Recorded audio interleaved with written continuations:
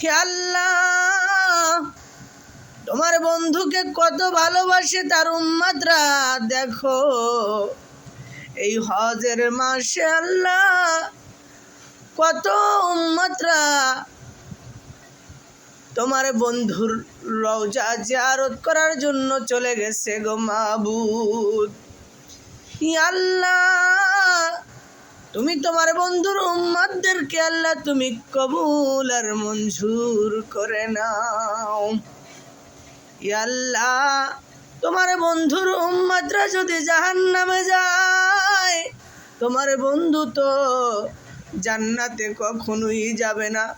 তাই আমি আপনার কাছে ফরিয়াদ করেছি গো মাবুদ, আপনার বন্ধুর উম্মতগুলোকে আপনি জান্নাতুল ফেরদাউস নসিব করে দিয়েন। ইয়া আল্লাহ, আমরা তো শেষ নবীর উম্মত।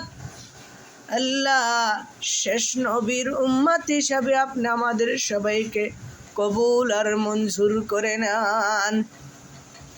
ইয়া আল্লাহ, শয়তানের ধোকায় পড়ে আল্লাহ কত অন্যায় করি, অবিচার করি, কত জুলুম করি, কত অত্যাচার করি মানুষের উপর।